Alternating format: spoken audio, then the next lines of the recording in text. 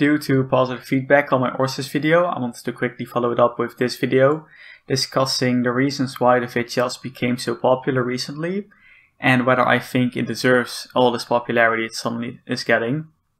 And to explain the title, which should be the Vityaz meta.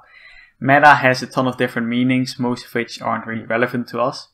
But in gaming, it essentially stands for most efficient tactic available.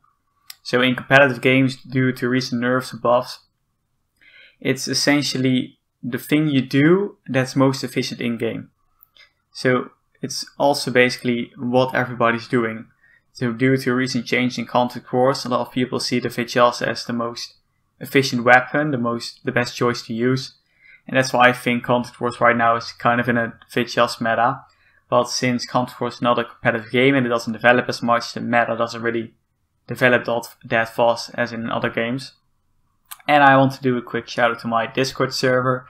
It's essentially just a gaming server that includes Conflict Wars, and if you want to join, I'll put a link in the description for you to join. So yeah, let's start with the video. So I divided the reasons why the Vityaz suddenly spiked in usage into 4 main parts.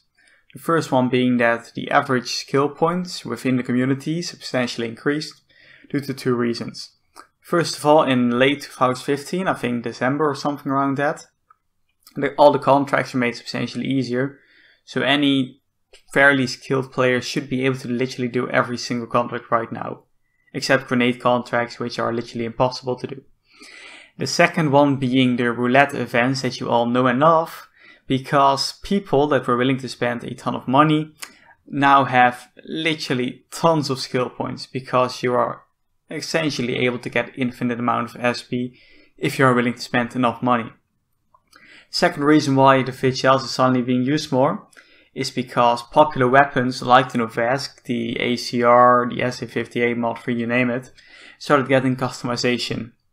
And in my opinion, the main thing that happens when guns get customization is that guns that previously had basically no visual recoil, like the Novesk, etc., start getting very noticeable visual recoil. So I think if you want to get the experience of the old Novesk, you know, the low recoil overpowered gun, close you'll get to it is basically the Vityaz. So a lot of old players that are craving for that old feeling of the guns before customization just make the switch to Vityaz. And we'll see what happens when it gets customized and if it gets ruined. If it gets ruined or not. The third one being the snowball effect. If a substantial number of people get the Vityaz and a lot of people start seeing like, oh, it's a really good gun. Oh, look at everybody using it. Chances are they will use it too.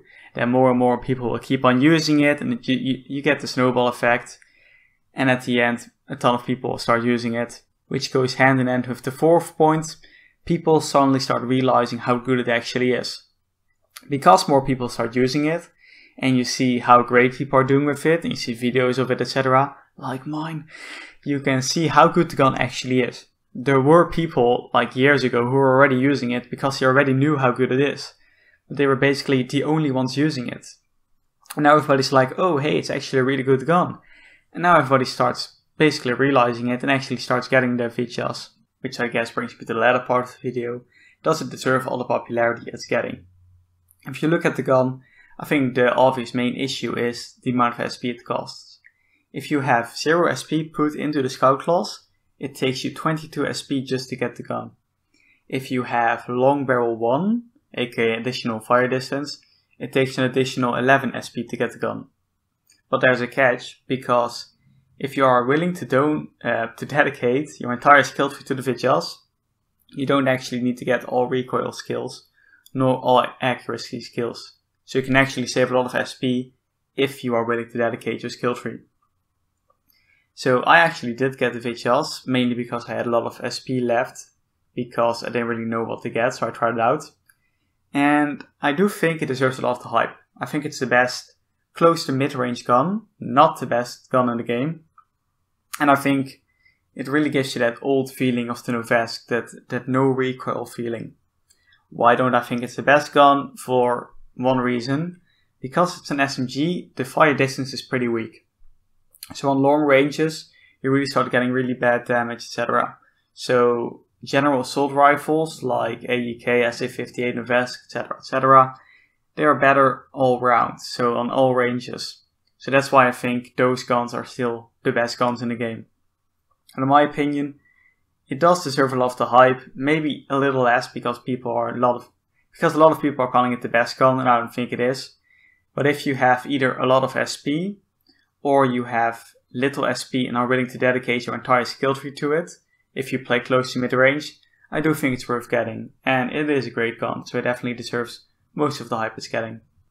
So I guess that brings me to the end of the video again.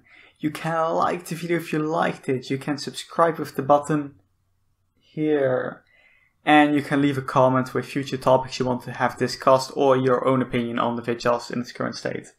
So yeah, stay tuned for more.